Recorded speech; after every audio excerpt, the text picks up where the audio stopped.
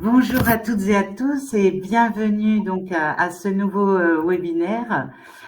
Donc c'est le second webinaire du cycle Innovation 2023 et nous allons traiter donc aujourd'hui de la conception d'une vidéo mobile pour la formation. Donc je suis Isabelle Desmarais, chef de projet professionnalisation au C2RP et je suis accompagnée aujourd'hui de Nicolas Lozancy qui est consultant digital learning à Sherpa. Bonjour Nicolas. Bonjour Isabelle et bonjour à toutes et à tous. Voilà, donc je te laisserai te présenter plus en détail tout à l'heure. Là, peut-être quelques mots, peut-être quelques petits conseils techniques pour bien suivre notre webinaire d'aujourd'hui.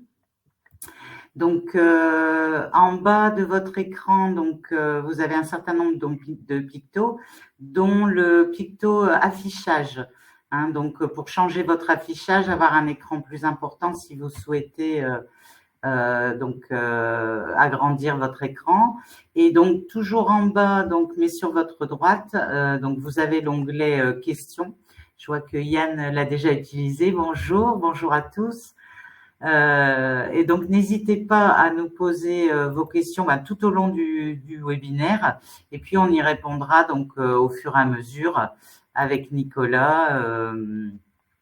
Et même à la fin, on pourra garder un temps de questions. Donc, vous pouvez d'ores et déjà télécharger la présentation d'aujourd'hui donc en cliquant sur le petit nuage normalement en haut à droite de votre écran. À la suite du webinaire, vous recevrez un mail qui comprendra donc à la fois un lien vers le replay du webinaire et un questionnaire de satisfaction en ligne. Donc voilà, qui vous prend pour de quelques minutes. Donc je vous remercie d'y répondre. Avant de commencer également, peut-être quelques mots sur le C2RP pour ceux qui nous connaissent peu ou pas encore.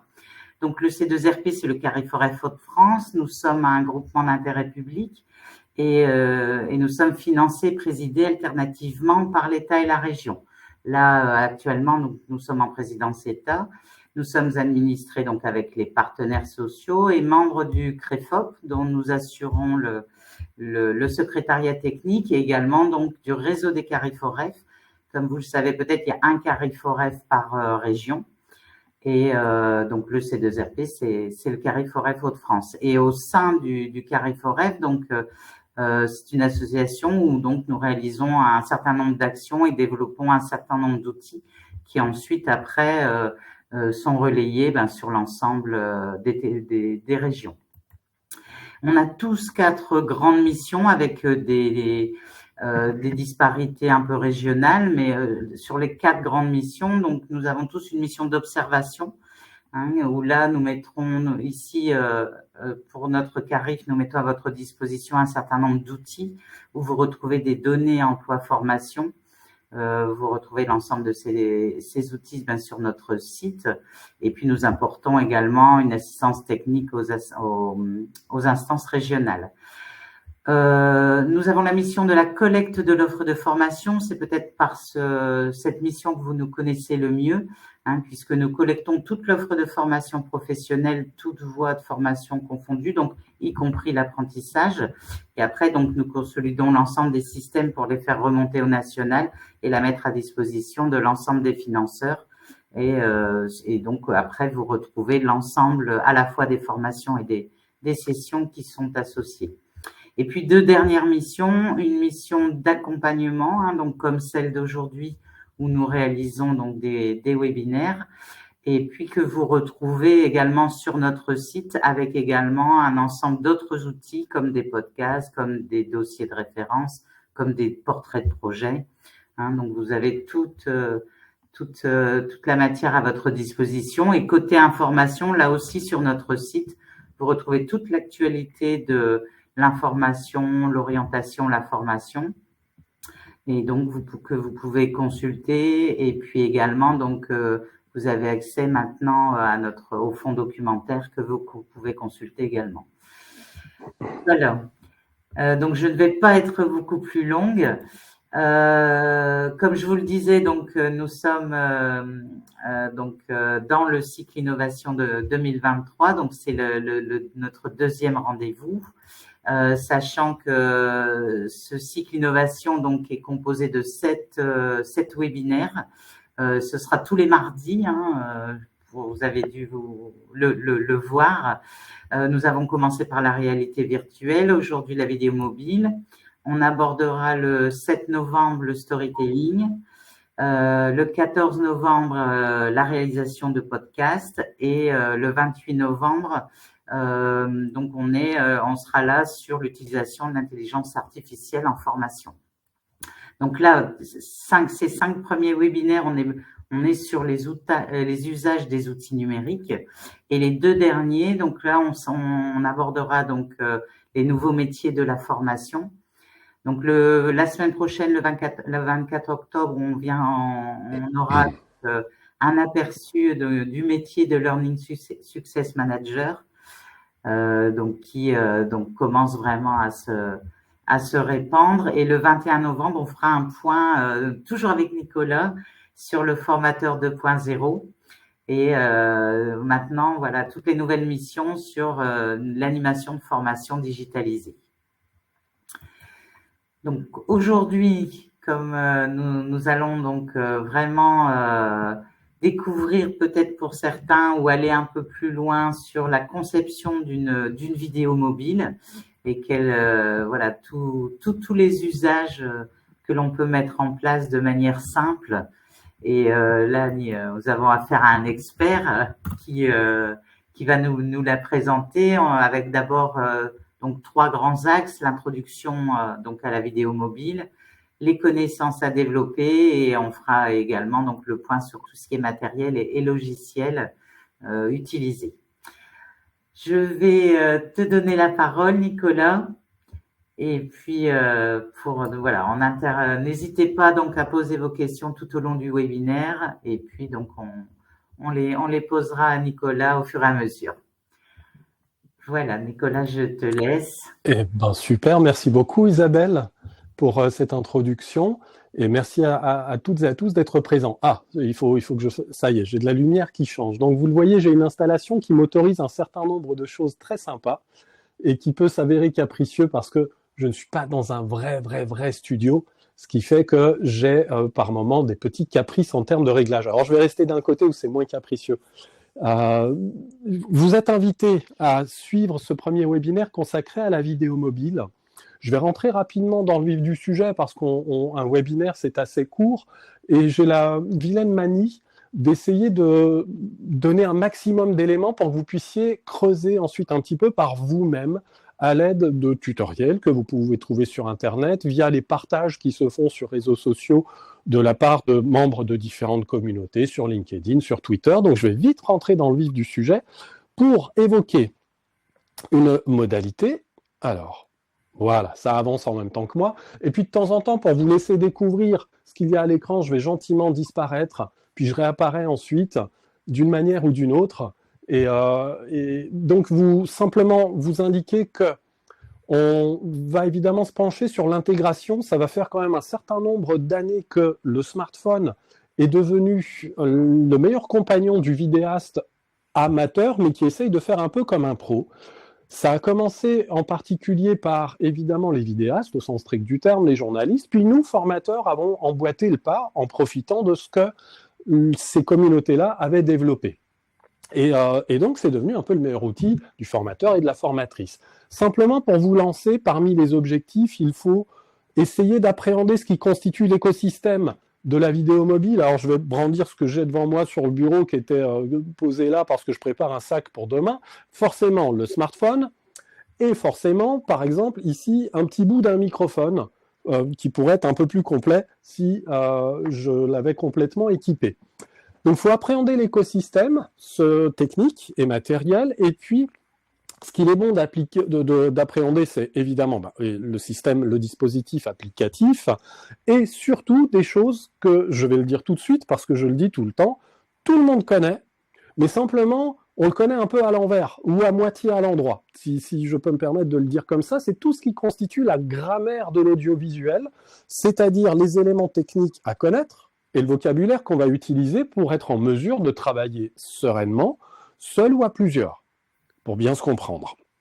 Et tout ça, dans un seul et unique but, c'est faire en sorte que, bien que ce ne soit pas notre métier, on puisse faire des vidéos quasiment comme si on avait fait intervenir des pros. Parce que c'est à peu près possible. J'espère que j'ai convaincu. On va évidemment discuter des connaissances à développer et du matériel que vous allez pouvoir acquérir. Vous voyez, là maintenant, ma projection est un tout petit peu plus tolérante. On a un temps qui est un peu changeant. Je complète cette petite présentation donc en essayant de justifier ma présence. Je suis formateur depuis de nombreuses années dans le secteur du digital learning et depuis quelques années, j'essaye vraiment de faire la promotion du smartphone pour un certain nombre d'activités, dont la vidéo. Et puis on pourra en reparler bien évidemment à l'occasion d'autres webinaires que j'aurai le plaisir d'animer. Ici, je vais me concentrer vraiment sur cette petite partie-là. Et ce sont des formations que je dispense assez régulièrement parce que c'est vraiment quelque chose qui se répand et qui fait tache d'huile, la vidéo mobile. En préambule, tout un tas de petites choses qu'il faut essayer de pratiquer pour entraîner son esprit. C'est ce que j'appelle ici, hop, en préambule, le culte du plan. Parce que tout est plan dans une vidéo, et j'aime beaucoup, je vais disparaître un instant, je réapparaîtrai, j'aime beaucoup commencer mes animations de formation en présentant un petit exercice où je dis, allez, jouons ensemble. Vous avez sous les yeux deux images qui constituent une histoire, mais que partiellement, parce qu'il y a une troisième image qui vient conclure l'histoire, et je vais vous la montrer tout de suite. Et normalement, pendant les formations, lorsque je dévoile cette dernière image ici, je ne vais pas dire que ça provoque l'hilarité, mais j'ai quand même pas mal de rires qui se déclenchent. Pourquoi ? Parce que quand on regarde bien les trois images, eh bien on a affaire, si on parle le langage de la vidéo, à trois plans. Chaque plan, si vous les regardez bien, et vous aurez la présentation, vous permettent de voir, je vais apparaître en plus petit dans un coin, vous permettent de voir que chaque plan est parfaitement dosé. Le premier plan où on voit très clairement une jeune femme qui s'interroge avec un regard plongeant est cadré. Le cadre, c'est ce que vous voyez dans la petite vignette où j'apparais. C'est tout ce qui rentre dans l'image. Est cadré de manière assez serrée, comme je le suis actuellement. Ce qui suffit à deviner son attitude, son expression en particulier du visage. Le second plan, lui, nous présente ce qu'elle regarde, les trois bacs. Et puis, le troisième et dernier plan nous présente la scène dans sa totalité. Mais, donc j'ai déjà posé un premier terme terminologique, nous avons trois plans, donc c'est trois fois où je pose mon smartphone, je filme, je coupe, je déplace le matériel, je fais un deuxième plan, je filme, je coupe, et ainsi de suite. Et puis bien sûr, à chaque fois, j'ai réfléchi à quelle est la bonne quantité d'informations que je mets dans le cadre.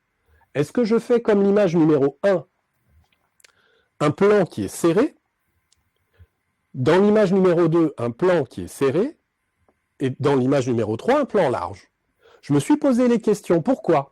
Encore une fois, là je me répète un peu, je vous demande pardon, pour qu'on voit bien qui, avec quelle intention,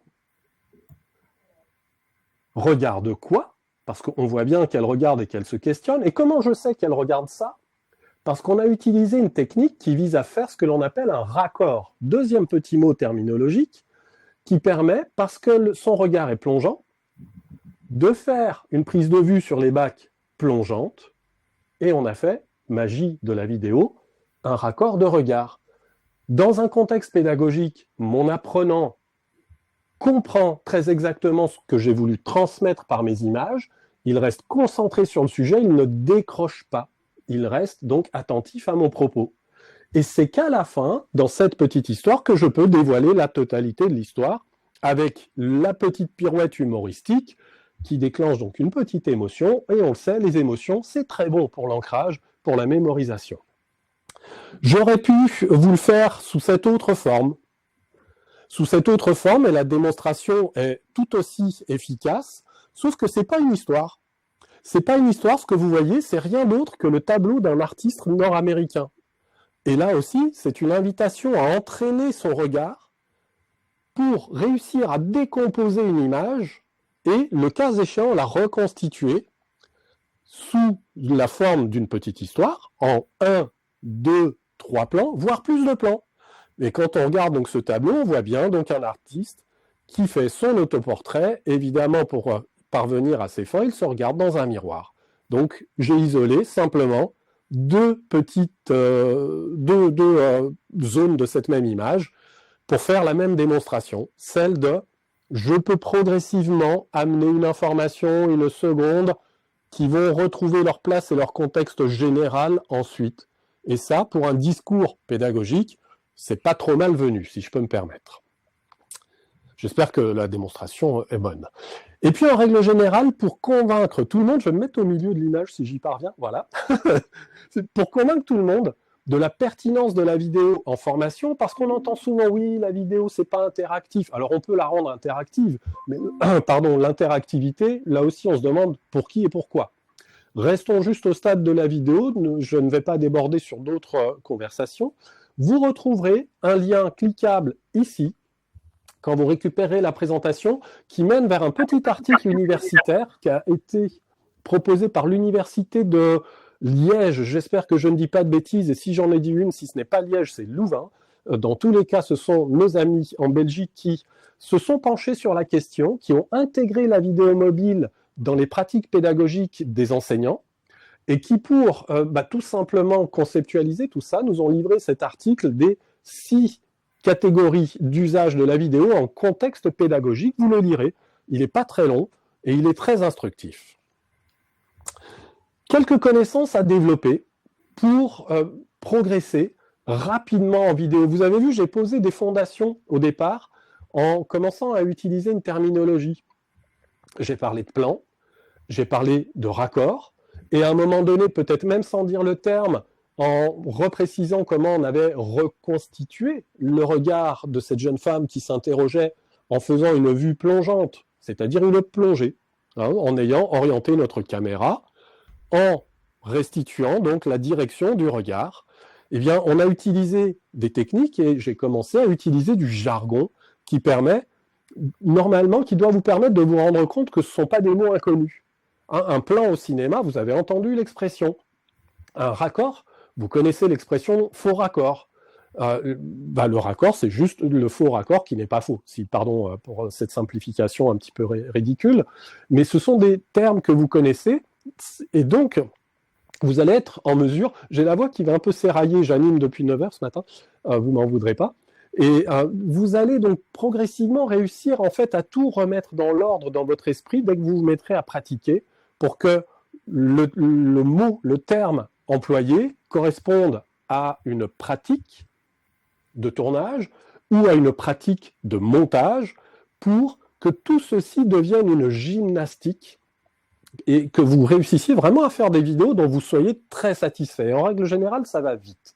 Et comme je le dis toujours, on sait tous en fait filmer, on sait tous faire une vidéo, simplement, comme on ne pratique pas, on ne s'en rend pas compte.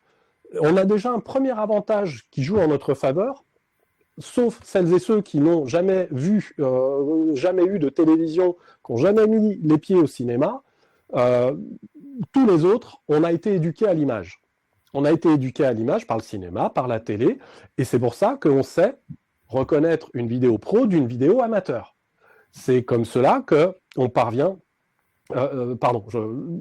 j'embraye presque sur la suite, mais c'est ce qui nous permet de simplement faire la différence entre quelque chose qui nous semble bon et quelque chose pas bon. Les termes, je les ai employés, vous les aviez déjà dans votre esprit, il faut simplement renverser les rôles et vous dire, tiens, si je me mets à filmer, est-ce que je fais autre chose que ce que je fais quand je suis en vacances, c'est-à-dire des plans comme ça, puis je bouge un peu dans tous les sens, puis je zoome, je dézoome, je fais tout un tas de choses un peu incohérentes. Et quand je revois mes vidéos, je me dis, bon, c'était pas tout à fait comme ça que j'aurais voulu que ce soit restitué. Pardon pour cette caricature, mais c'est tout simplement pour que tout le monde prenne confiance, se lance, parce que tout le monde y parvient. On n'a pas le temps, j'aurais plein d'anecdotes à vous raconter sur des chaudronniers en centrale nucléaire, sur des spécialistes du shampoing dans le cosmétique, sur tout un tas de populations. Et depuis que je fais ce boulot-là, toutes les personnes que j'ai eues en formation, ils sont toutes parvenues. Toutes, avec parfois des vitesses différentes les uns des autres, mais tout le monde y arrive. Autre petite chose que vous connaissez peut-être sans trop la connaître, c'est ce que l'on voit derrière moi. Quand vous voyez une image, on applique parmi les éléments théoriques ce qu'on appelle des règles de cadre et de composition. Je vais aller assez vite, c'est quelque chose qu'il faudra creuser. Et parmi les règles, il y a celle-ci, la règle des tiers. Alors elle fait quoi cette règle des tiers? Elle divise, grâce à une grille qu'on peut faire apparaître sur l'écran de notre smartphone ou d'une caméra, etc. On fait apparaître une grille qui divise l'écran en 3 parties égales verticalement et horizontalement. Et cette règle, pour prendre un raccourci, nous dit qu'aux intersections se situent, moi j'aime bien les appeler des points de force, et c'est là qu'on nous invite à positionner les informations importantes. Et la plus importante de cette image, c'est le visage de ce monsieur. Quand j'ai vu ce visage, j'ai fait un bond de quelques milliers de kilomètres sur notre planète, et mon cerveau, lui, se met à travailler. Il y a une atmosphère, il y a des sons, il y a des senteurs, il y a plein de choses qui m'arrivent à l'esprit et je me raconte l'histoire qu'il y a derrière cette photo. Puis si c'est une vidéo, on continue de la raconter. Démonstration que je complète, je vais trop vite, que je complète avec une deuxième photographie qui reprend ce que l'on a vu précédemment pour le compléter. Parce qu'ici, on a un peu plus d'informations, du fait ne serait-ce qu'il y ait déjà une seconde personne. Puis, on a quand même un arrière-plan qui est un petit peu plus évocateur que le mur qui était juste derrière la personne que l'on a vue sur la photo précédente. Au premier plan, sur ce point de force, mon premier acteur. Ici, un second. Alors, je ne vais pas mentir et tricher. Vous prenez la même séquence du film, puis vous avancez d'un dixième de seconde ou vous reculez d'un dixième de seconde, ils ne sont pas du tout aux mêmes endroits. On est d'accord. Mais pour la démonstration, cette photo-là me convient bien. On a donc au premier plan la première chose qu'on doit voir, parce que d'abord il est au premier plan, parce que c'est lui qui mène cette marche dans un environnement que l'on devine là aussi grâce à l'utilisation convenable de la grille. On devine très vite qu'il y a quelqu'un qui le suit, puis ensuite notre œil fait le travail de décortication et devine qu'ils sont chargés, et que c'est même peut-être long comme périple, voire long et pénible. Et puis, évidemment, alors ça nous permet d'imaginer peut-être qu'ils sont tombés en panne de voiture et que, manifestement, c'était un endroit un petit peu isolé, voire désertique.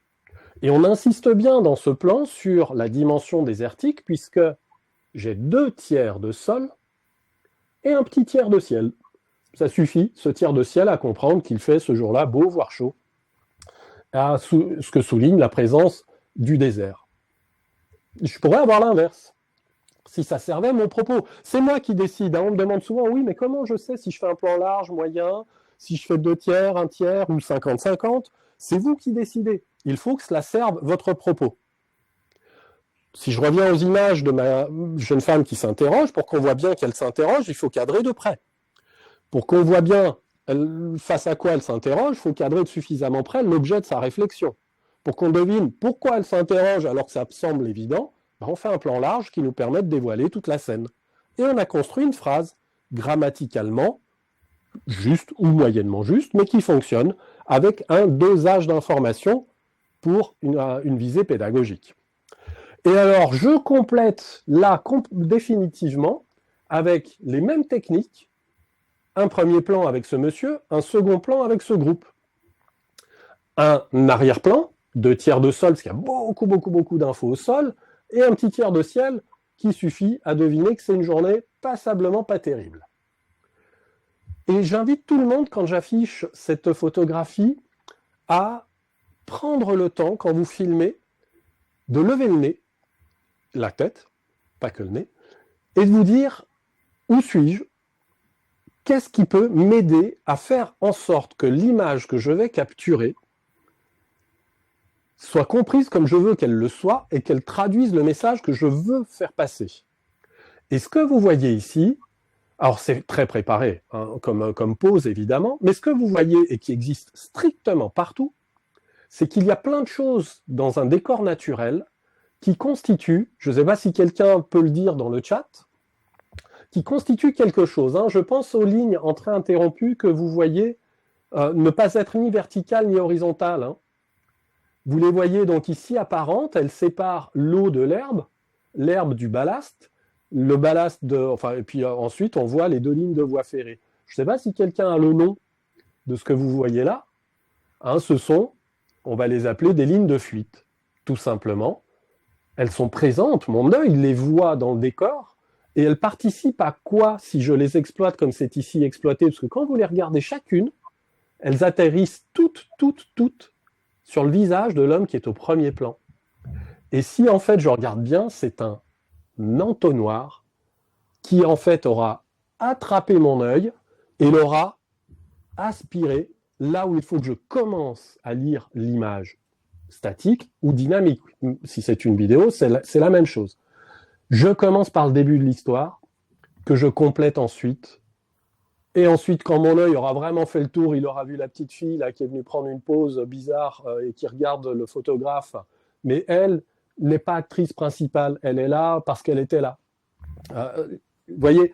Donc, c'est vraiment tout un tas de petites choses que l'on va développer avec la pratique, mais avec une première volonté, c'est toujours de se dire comment je fais en sorte que mes images disent ce que je veux qu'elles disent. Parce que le problème, souvent, des vidéos pédagogiques, c'est qu'elles parlent beaucoup.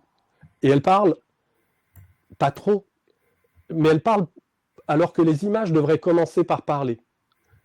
Si on fait des vidéos, c'est pour faire parler les images. Si on rajoute une voix off, c'est pour compléter ce qu'il est donné à être vu. C'est pas pour que la voix dise, alors là, vous voyez, on voit ça, puis là, vous ne le voyez pas bien, mais il y a ça. Si on ne le voit pas bien, c'est qu'on a raté une partie de son tournage. Il faut que les images montrent strictement tout dans les proportions, dans les angles qui sont ceux que vous voulez, qu'il faut utiliser pour que votre message passe. Et la voix est un complément qui vient enrichir. Donc ça, c'est vraiment un travail, hein, c'est une pratique, une gymnastique, et vous le voyez, vous le retrouverez dans la présentation. On a des petites techniques qui ne sont pas compliquées, mais avec lesquelles il faut s'entraîner pour parvenir à progresser. Est-ce que ça va jusque-là? Est-ce que vous avez des questions dans le chat, peut-être? Jusque-là, on n'a pas de questions dans le chat. Donc Nicolas, bon. Je pense que c'est très clair. J'espère. Donc voilà, souvenez-vous, c'est quelque chose que... Là, on a une question. Donc, oui. Donc sur une image, nous avons le temps de regarder, de détailler les éléments, mais dans la vidéo, cela va plus vite. J'ai pas envie de dire que c'est une raison de plus pour être vraiment précis. C'est-à-dire que effectivement, votre vidéo va aller plus ou moins vite. Elle peut aller, quand je dis plus ou moins vite, ça dépendra de la durée d'un plan. Hein, vous avez vu, Anissa, les histoires en 3 photos. Faites une histoire en 3 vidéos, en 3 plans vidéo, et puis donnez suffisamment de temps à un plan pour qu'il révèle ce qu'il a à révéler. Puis si vous trouvez qu'il est un peu long, vous pouvez le réduire, le compléter par un plan qui vient soit se rapprocher, soit qui s'éloigne un peu, soit qui change un petit peu de regard dessus. Et ça laisse le temps de comprendre. C'est simplement, on n'a pas le temps de comprendre. Si je reviens, si vous me le permettez, je vais revenir en arrière sur la 3e photo ici. Souvent, je vois des vidéos qui sont faites avec des personnes qui se mettent très loin de l'action en se disant « je vais tout faire rentrer dans le cadre, comme ça, après j'ai juste à poser des explications dessus pour dire « le technicien qui intervient pour se débarrasser d'un encombrant et qui doit vraiment choisir le bon bac pour son recyclage, vous voyez, c'est déjà trop. On raconte l'histoire de Anissa qui, ce jour-là, avait un cas un peu inattendu, inhabituel à résoudre. Elle avait un encombrant d'un genre spécial. Vous voyez, c'est-à-dire qu'on raconte en plus l'histoire de la situation professionnelle plutôt en fait que de la figer sur un seul et unique instant, et ensuite de dire, alors voilà, ce que là, normalement, il faut que vous compreniez, c'est qu'on a une technicienne qui est face à du matériel professionnel, et c'est une situation qu'elle rencontre que 2 ou 3 fois par an. Ça, c'est quelque chose qu'on écrirait à la limite, si je peux être un peu caricatural, pardonnez-moi. La vidéo doit nous permettre de créer suffisamment de plans, leur donner suffisamment de temps pour que cela raconte aussi une histoire. Quoi qu'on fasse, on raconte des histoires. Hein. Un formateur, quand je suis en salle, je raconte des histoires. Aujourd'hui, on n'a pas le temps, je ne vous livre pas plein d'anecdotes, mais je pourrais. Et j'essaye, vous voyez, à chaque fois de contextualiser un petit peu, parce qu'on transfère un message, donc c'est toujours des acteurs, dans une situation donnée, avec une problématique. C'est ce que l'on retrouve, ce sont les ingrédients fondamentaux du storytelling, pour ainsi dire, mais ça, je crois qu'on a l'occasion d'en reparler. Il y a un webinaire pour ça. Tout à fait. Ensuite, quand on fait des vidéos, il y a d'autres règles qu'on peut mettre à profit. L'une de celles qu'on présente souvent, vous voyez, elles sont très géométriques. Hein. Il y en a une, c'est celle des tiers. Celle-ci, c'est celle des 180 degrés. Il existe celle des 30 degrés que je ne vous présente pas là. Celle des 180 degrés, si je vous la présente, c'est pour vous prévenir d'un risque quand vous filmez. Et je prends volontairement la situation qui, je l'espère, est visible dans la transmission, parce que l'image est un peu faiblement éclairée. On a 2 personnes qui parlent face à face. Et ce que nous dit cette règle, je le fais très vite, hein, c'est que on choisit, en gros, on essaye de visualiser la scène au moment où on se dit où est-ce que je m'installe pour filmer. Pour visualiser la scène, on visualise une ligne d'action. Elle traverse le groupe de personnes qui sont en train, par exemple, ici, de parler. Cette ligne d'action, c'est le diamètre d'un grand cercle qui fait tout le tour. Et moi, je vais m'installer avec mon matériel d'un côté du cercle ou de l'autre côté, et tout au long du demi-cercle que j'ai choisi, je peux librement circuler. Ici, pour filmer l'intervenant là, ici, pour filmer l'intervenant là, ici, pour filmer les deux en même temps. Comme ça, j'ai 3 axes de prise de vue, et je peux monter une interview correctement. Et cette règle nous dit qu'une fois qu'on a choisi un côté, on ne passe pas de l'autre. Pour quelle raison ? Parce qu'à l'image, ça inverse les rôles. Donc, moi, apprenant, d'un coup, celui que j'avais compris être l'expert et celui qui ne l'était pas, inverse les rôles. Alors, très vite, je ne suis pas, pardon pour l'expression, je ne suis pas idiot. Je comprends vite que le cadre a changé, que l'image a changé, mais j'ai décroché. J'ai décroché un bref instant, et donc il faut un effort pour revenir dans la vidéo. Et tout le boulot que l'on a à faire également, en plus de ce que l'on raconte quand on fait des vidéos, c'est de s'assurer qu'on ne soit pas, nous, à l'origine de décrochage en termes de simplement de compréhension, parce que ça demande un effort pour revenir dans le propos. On a peut-être perdu 1 ou 2 mots au passage qui font que, à la fin, il ne reste pas ce que l'on aurait pu comprendre de la lecture de la vidéo. Donc, petite vigilance, ça intervertit les rôles, ça change des éléments de décor, évidemment. Donc là, on se dit, tiens, ils ont changé de lieu, mais pourquoi ? Vous voyez, cette question qu'on se pose en un soupçon, en un dixième de seconde, ça suffit à décrocher. Et donc, il faut autant de temps pour raccrocher. On a créé involontairement une perturbation. Donc, petite vigilance. Vous voyez, cette slide, elle est là pour vous inviter à être vigilant. J'y reviendrai tout à l'heure. Je vais vous montrer très vite un 2 extraits qui illustrent le propos qui a été le mien. Ça va vous rappeler ce que vous avez vu et ce que j'ai dit au début, en évoquant les histoires en 3 photos. Ça me demande une toute petite seconde pour basculer d'un matériel à un autre, sans faire de bêtises. Je vais couper mon micro. Normalement, vous entendrez le son de la vidéo qui est en cours. Ça marche à tous les coups et il suffit que je le dise pour que ça ne marche pas, mais bon, on trouvera une solution. Aujourd'hui, dans la leçon de cinéma, je vais vous parler du cadrage. Le cadre, c'est tout ce que vous voyez à l'image. Et la personne qui s'occupe du cadre s'appelle un cadreur. Alors, le cadre a plusieurs valeurs, plusieurs échelles en fonction de ce que l'on veut montrer. T'es prêt, monsieur le cadreur ? Prêt. Attention, interro surprise. Le plan d'ensemble. Et voilà le plan d'ensemble. Aussi appelé dans le jargon télé le Dallas, de la série américaine que regardaient vos parents voire vos grands-parents. Parce qu'à chaque changement de lieu, on passait par un plan d'ensemble. Et au cinéma, on appelait ça ESTA, ESTA comme establishment, plan de situation. Ce plan permet de situer l'action dans son ensemble. Et maintenant, le plan de demi-ensemble. Le plan de demi-ensemble qui permet aussi d'avoir une vision d'ensemble tout en se concentrant sur une partie de l'action ou du décor. C'est moi l'action, c'est moi. Oh, par là. Merci. Lui, c'est pour plus tard. Et maintenant, le plan moyen. Le plan moyen permet de découvrir votre protagoniste de la tête aux pieds. Ce qui n'est pas forcément une bonne chose. Le plan américain. Le plan américain, c'est pour les westerns.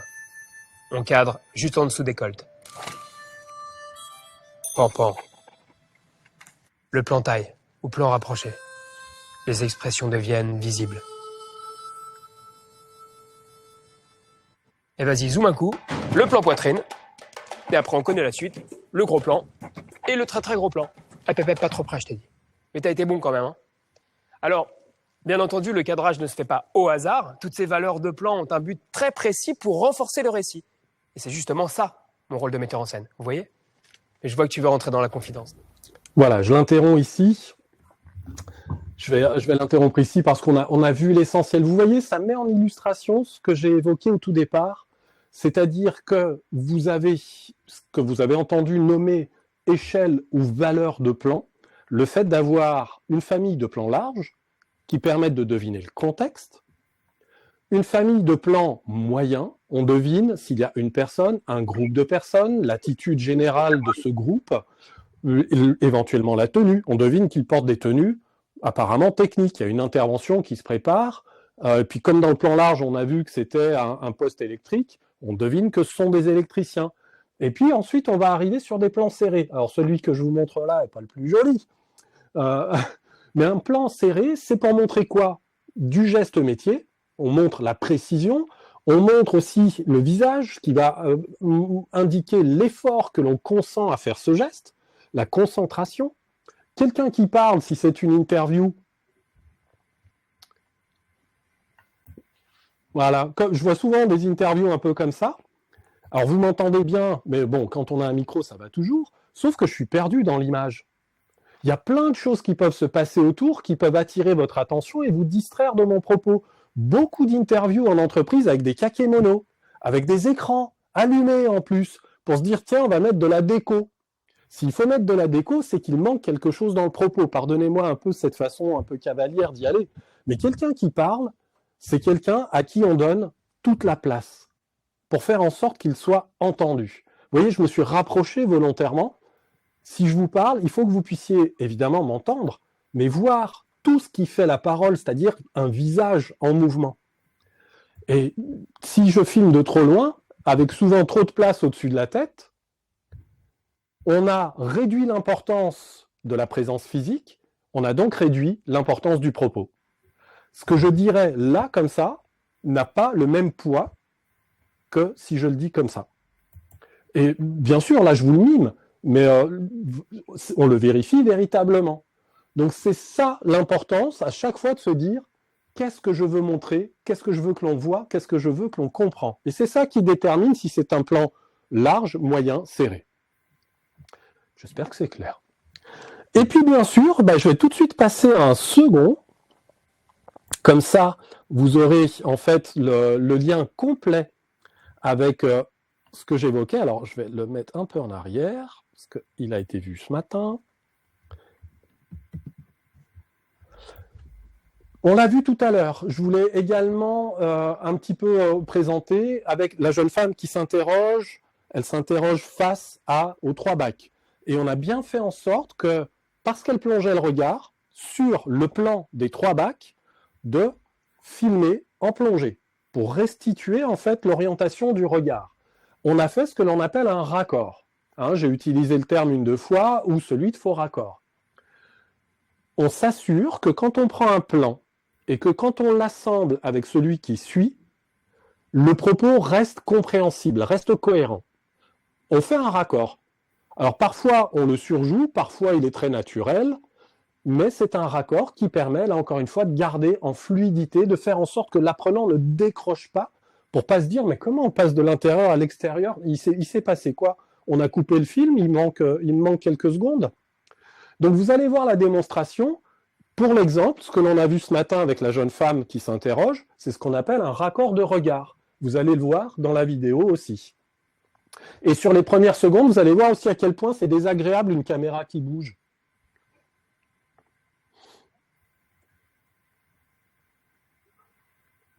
Pause pendant qu'ils sont en train de régler le plan suivant. Arrêtez. Vous mettez pas en dessous parce que vous allez vous prendre le ballon. Arrêtez. Attention.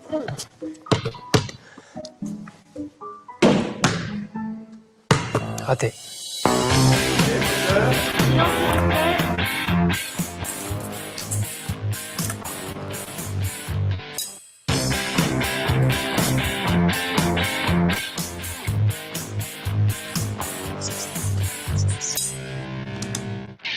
Aujourd'hui, dans les leçons de cinéma, je vais vous parler du raccord. Et vous allez voir que le raccord est un des éléments clés de la magie du montage. Grâce au raccord de mouvement, je lance dans ce sens, hop, et le ballon arrive dans le panier dans le même sens, et le même rythme, et vous y croyez. Regarde, restez sur moi, tu vas voir. Un plan, un deuxième plan, un plan, un deuxième plan.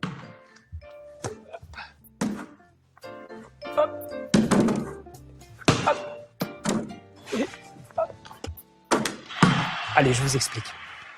Le raccord, c'est ce qui assure la cohérence et la fluidité entre deux plans successifs.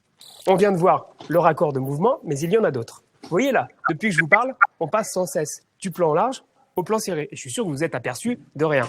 Valeurs de cadre différentes, mais toujours dans le même axe. C'est ce qu'on appelle un raccord dans l'axe. Et ça glisse tout seul. Sinon, il y a aussi le raccord de regard. Oui. Ouais, je te regarde. On passe sur toi. C'est le raccord de regard. Enfin bon, si je pouvais me laisser faire mon travail... Non, mais ok, il n'y a pas de problème, on te laisse travailler. On va passer au raccord de direction. Si dans ce plan, je sors du champ dans ce sens, je rentre dans le même sens au plan suivant pour vous préciser qu'il y a encore d'autres types de raccords que nous allons découvrir dans la séquence que je vais tourner aujourd'hui. Allez, c'est parti. Voilà, là je l'arrête également. On va repasser sur la présentation. Vous retrouverez ces deux vidéos dans la présentation. Voilà, j'espère que cette petite démonstration assez rapide est assez parlante. Et vous pouvez commencer par ça, pour commencer à vous entraîner, à vous poser les bonnes questions et puis à mettre en pratique, bien sûr. Quand on filme, il y a aussi tout un tas de petites choses qui peuvent arriver, et en particulier quand on a un téléphone. C'est pour ça que vous retrouverez aussi cette checklist. Vous voyez, il y a quand même une bonne quinzaine de points qui sont présents. Or, très vite, vous allez vite les identifier, mais la checklist vous invite déjà à vous rappeler que c'est un smartphone que vous avez entre les mains, donc des objectifs qui ne sont pas protégés et qui sont continuellement au contact de quelque chose, un peu de poussière, des traces d'empreintes digitales, ce qui fait que la qualité de l'image peut s'avérer d'une qualité discutable. Donc on nettoie son objectif, on vérifie qu'on ait suffisamment de place pour stocker, que la batterie est chargée, qu'on a bien emporté avec soi son chargeur. On essaye dans la mesure du possible, en particulier pour des vidéos de formation, de filmer à l'horizontale. Le monde est à l'horizontale, les yeux sont à l'horizontale. La vidéo de type réseaux sociaux, c'est pour les réseaux sociaux. Encore une fois, il y a des exceptions, je caricature. Ça vibre, ça sonne. Donc quand on filme avec un téléphone, on désactive, en tout cas on le passe en mode avion, ne pas déranger, comme ça on est tranquille. Donc vous retrouvez un certain nombre de recommandations ici. Ensuite, faire attention à la lumière, le fameux dos au soleil pour éviter le contre-jour. Essayer d'avoir un micro, régler son focus, faire attention aux mouvements, parce que des mouvements, on en trouve dans des vidéos, pour des scènes de combat, des scènes de course de voiture, etc. Mais sinon, moi, l'action que je fais quand je remplis mon sac n'a pas besoin que le téléphone bouge dans tous les sens. On essaye surtout de faire des plans fixes. Et on varie, les 3 plans, large, moyen, serré. On évite d'utiliser le zoom parce que vous voyez la taille d'un objectif sur un smartphone, ça va très vite être pixelisé, donc on se rapproche ou on s'éloigne, et ainsi de suite. Donc une checklist pour bien se souvenir de tout ce qu'il faut mettre en place. Et surtout, vous retrouverez ça sous 2 formes. Vous les voyez ici, je vais vous les montrer successivement. Filmer en improvisant, c'est le meilleur moyen de se planter.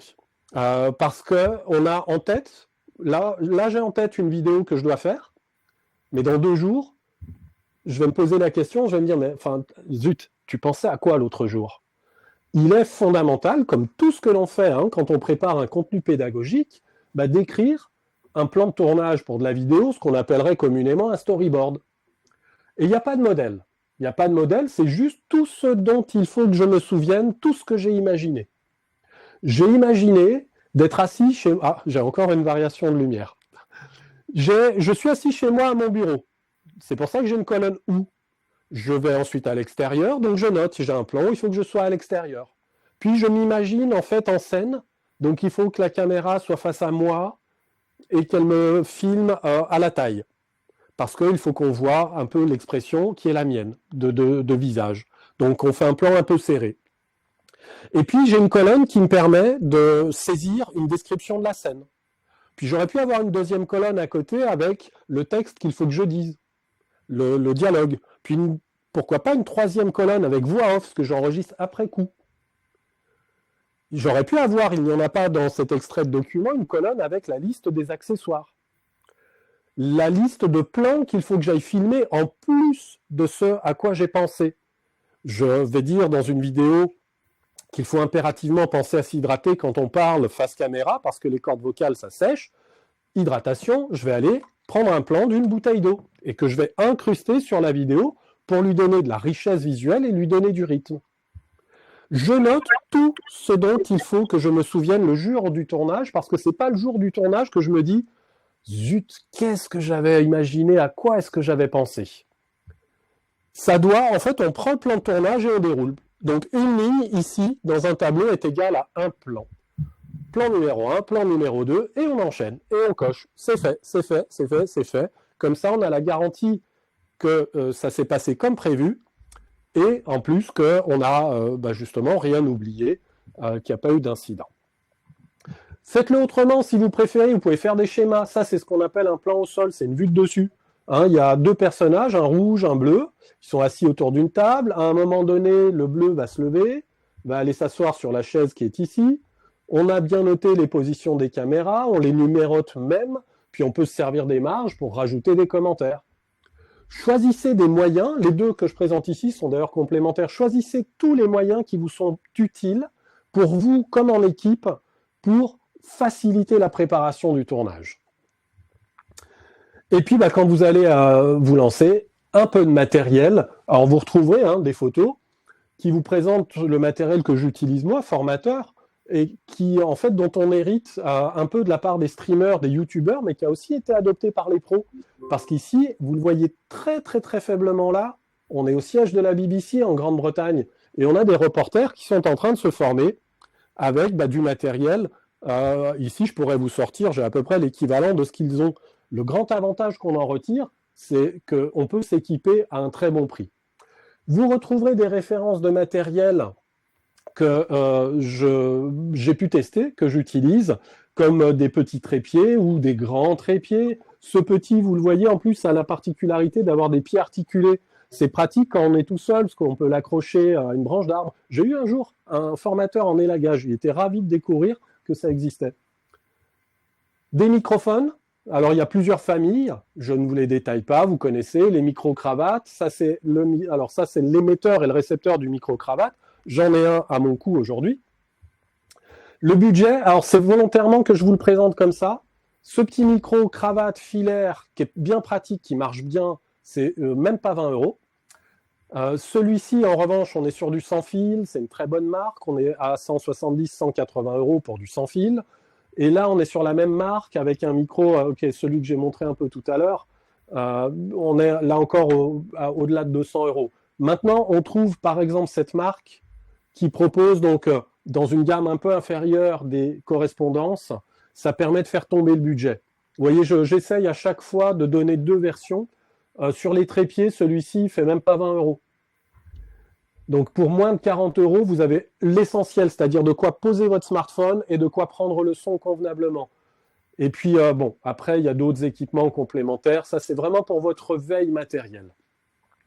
Le fond vert que j'ai derrière moi, on peut l'utiliser pour de la visio également. C'est des smartphones qui me filment actuellement. Ici, c'est un smartphone. Donc le téléphone est magique, il fait plein de choses. Et enfin, pour votre montage, parce que pour filmer, vous utilisez l'application que vous connaissez sur votre smartphone. Pour monter, ce que vous allez retrouver, c'est 2 applications dans la présentation. Celle que je recommande absolument à tout le monde, VN, vous reconnaîtrez le logo et vous avez le nom. Il existe une alternative que je recommande en second, CapCut, que vous connaissez probablement pour certains ou certaines d'entre vous également. J'émets toujours une réserve. CapCut est développé et proposé par la maison mère de TikTok.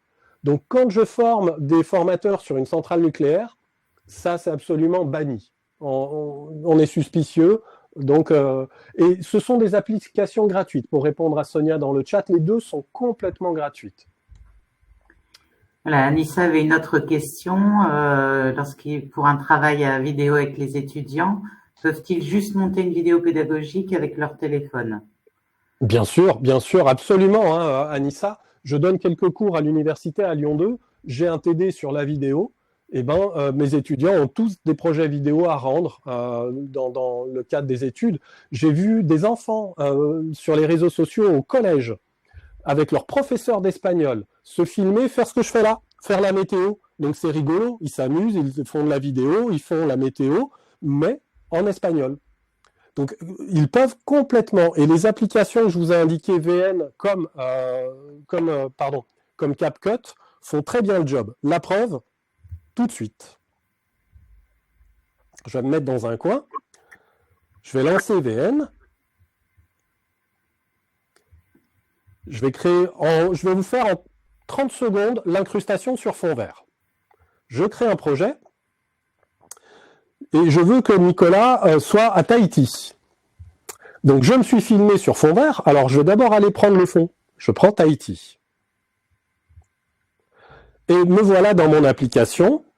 Je suis donc ici à Tahiti. J'ai une image de Tahiti. Je vais juste aller chercher la vidéo que j'ai filmée avant notre session.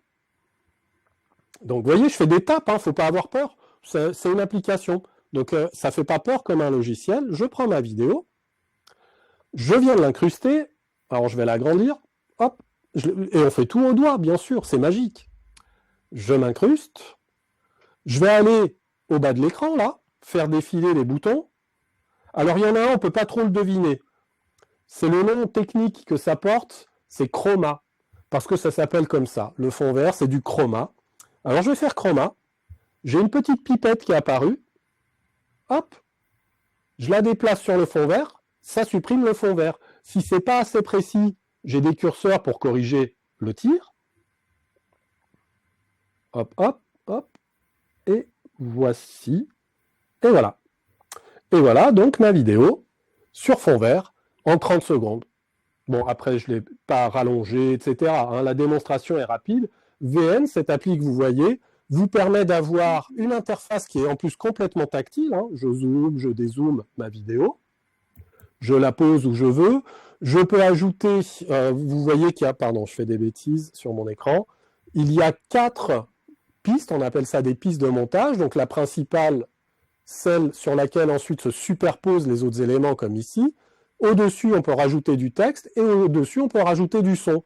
Puis après, on a plein de petites options pour couper, etc., etc. Oui, ça fonctionne avec tous les fonds unis, Sonia, sauf que on choisit le vert parce que c'est la couleur la moins présente sur les pigments de la peau humaine.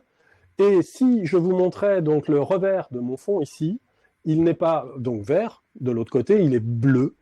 Et c'est parce que le bleu est l'autre couleur la moins présente sur les pigments de notre peau, sauf qu'elle est un peu plus présente sur la tenue, et ça peut causer des petits soucis au montage. Voilà pourquoi. Après, vraiment, certaines couleurs, on peut s'en sortir, mais ça peut faire disparaître un bout de peau, un bout de cheveux ou un vêtement. Mais le vert, en règle générale, est ce qu'il y a de plus efficace. Eh bien, on est pas mal, je trouve, en termes de timing, puisqu'il nous reste même quelques minutes pour échanger. Oui, sur le fond blanc, ça fonctionnerait, Sonia, sauf que je disparaîtrai quasi moi aussi complètement. C'est juste ça, hein, c'est qu'en fait, ça prend sur toute l'image, ça n'ira pas juste viser le fond. Là, pour viser le fond, d'ailleurs, c'est peut-être présent dans l'application, je vous demande pardon, mais maintenant avec l'intelligence artificielle présente dans certaines applications, je n'ai pas vérifié si VN avait cette fonctionnalité. L'autre application, CapCut, dispose d'une fonctionnalité qui n'est pas le chroma. En fait, c'est une intelligence artificielle qui détecte la présence d'une silhouette qui est un corps. Et donc, c'est une fonctionnalité qui me permet de retirer l'arrière-plan et de ne garder que là où les personnes qui sont présentes. Donc, ce n'est pas la même opération, mais ça aboutit au même résultat. Et là, on retire tous les fonds, même s'ils ne sont pas unis. C'est en arrière-plan, j'ai New York, alors que je veux plutôt avoir Bali. Ben, ça va enlever New York et ça me permettra de mettre Bali à la place. Oui, Justine, je suis ravi. C'est vraiment une application très, très fiable VN. CapCut, normalement, vous n'avez pas de souci, mais encore une fois, si vous êtes en contexte d'entreprise, vérifiez avec votre service informatique que ça ne pose pas de problème. Parce que, je vous l'ai dit, derrière, il y a la maison mère de TikTok. Et voilà, en tout cas, il s'avère qu'on essaye de s'en méfier selon les métiers que l'on pratique. Avons-nous d'autres questions ? Oh, je ne peux pas imaginer que ça ait été clair. J'ai tendance à ne pas l'être tout le temps. N'hésitez pas. Dans tous les cas, en revanche, lancez-vous. Lancez-vous. C'est comme apprendre à faire du vélo. Hein. Tant qu'on ne se met pas sur le vélo, on n'apprend pas. Donc la vidéo, lancez-vous. Et surtout, concentrez-vous sur le discours qui est celui de l'image. C'est-à-dire comment je fais en sorte que l'image parle. À la limite, forcez-vous presque à faire des films muets au départ. Le temps pour préparer une vidéo de 3 minutes, moi j'ai mis sur celle que je vous ai montrée précédemment, elle faisait à peu près 3 minutes, j'ai dû mettre 2 heures, 2 heures et demie à l'écrire, à me la relire, à me la jouer dans ma tête. Hein, c'est ça en fait l'exercice, Sonia, c'est... En fait, on essaye de voir les images dans sa tête. Hein. On se joue la vidéo finie dans sa tête plusieurs fois. Et quand on est sûr de nos enchaînements, de nos plans, on la couche. Alors, on peut faire l'inverse. On peut commencer à écrire, mais il faut se la dire et se la redire. Et ça va assez vite, somme toute. Catherine, n'importe quel téléphone portable aujourd'hui, je ne vais pas faire d'intégrisme, simplement j'introduis une petite nuance. Hein. J'ai un iPhone d'un côté et j'ai un Samsung de l'autre. Un iPhone est un iPhone. Il n'y a pas une gamme aussi grande que par exemple chez Samsung. Je pourrais citer d'autres marques. Chez Samsung, il doit y avoir, même s'ils ont réduit le nombre de modèles, il doit bien y en avoir 15 ou 20 différents parce que ce sont des marques qui font de l'entrée de gamme, du moyenne gamme et du haut de gamme. Apple fait du haut de gamme, même si sur les modèles, même s'ils essayent d'avoir quelque chose qui soit un peu d'entrée de gamme. Pour vous donner un exemple et vous répondre avec un avis d'un professionnel, j'ai un copain ici à Lyon, je suis lyonnais, qui est journaliste et qui est formateur vidéo mobile, tout comme moi, mais lui, il forme des journalistes. On s'est rencontrés un jour, on a bavardé, il avait un Xiaomi, un F1 à l'époque. C'était un smartphone à 250 € et il me disait qu'il faisait tout ce qu'il voulait avec. Donc ne mettez pas une somme folle. Simplement, voilà, assurez-vous que ce soit un téléphone qui puisse peut-être vous accompagner pendant quelques temps pour ne pas être obligé d'en changer rapidement. Du moyenne gamme chez Android, ça va très bien. Hein. Et puis, si vous avez le budget pour du haut de gamme, chez Android, c'est très bien aussi, forcément. Après, il faut éviter les marques un petit peu méconnues. On ne sait pas trop ce qu'il y a comme réglage dedans, tout ça, mais bon. Je vois vraiment des téléphones de toutes marques à chaque fois que j'interviens et on arrive toujours à quelque chose.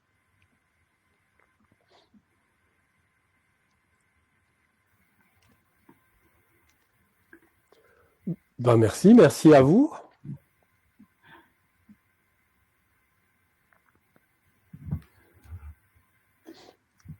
Voilà, c'est vrai que le temps qui nous est imparti arrive à sa fin.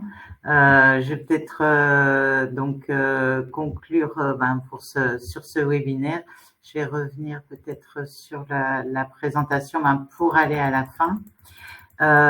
Donc, il me reste à te remercier, Nicolas, pour toutes ces explications et puis pour vraiment pour cette initiation vraiment à la fois aux usages et de la réalisation des bonnes pratiques et des outils nécessaires. Comme je vous l'ai indiqué, donc vous allez recevoir là rapidement un mail avec le replay du webinaire et en même temps donc une petite fiche, un petit questionnaire en ligne de satisfaction. Donc merci d'y consacrer quelques minutes. Et puis également, ça nous sert également pour voir si vous souhaitez aller plus loin, si vous souhaitez aborder d'avoir une suite, un approfondissement ou d'autres sujets. À propos d'approfondissement, c'est vrai que là, donc, ce webinaire, donc, était d'une heure. On va vous proposer donc en décembre, de réaliser un atelier.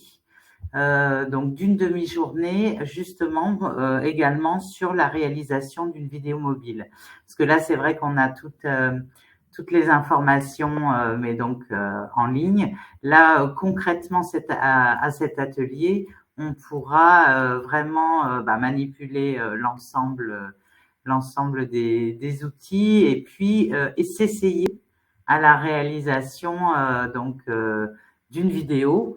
Donc, il y aura 2 dates pour cet atelier. Donc, on met en place donc un atelier le 8 décembre sur Amiens. Là, ça sera le matin de 8h30 à midi. Et un autre atelier, donc le 15 décembre après-midi de 13h à 16h30. Donc, le 8 décembre, ça sera à l'hôtel Mercure d'Amiens, donc avec Nicolas. Et le 15 décembre, donc ça sera au C2RP à Lille.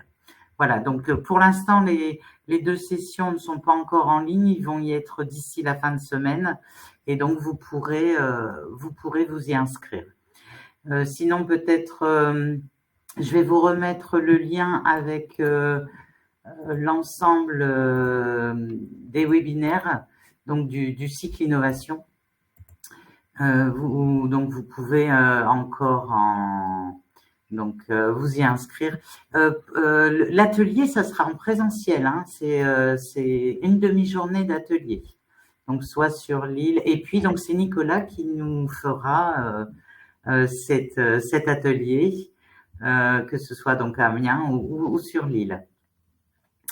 Ce que je voulais également vous dire, peut-être voilà, bon, vous nous connaissez maintenant. Nous avons 2 newsletters et dans les newsletters, c'est là où vous aurez tout le programme de pro donc qui va arriver. Également, je vais vous mettre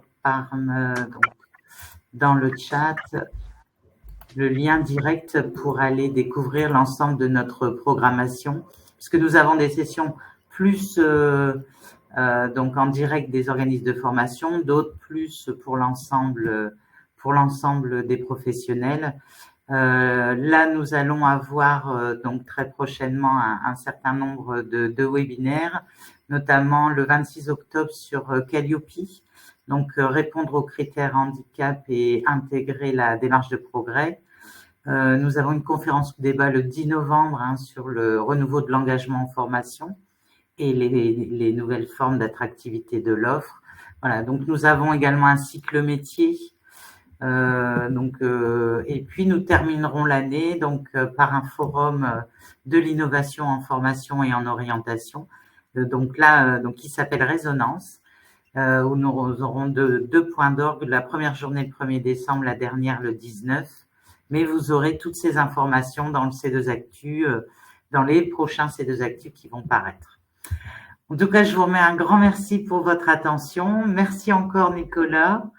Et puis, donc, je vous dis à très bientôt pour un prochain webinaire. Merci à toutes et à tous. Merci Isabelle. À bientôt. À très bientôt. Au revoir.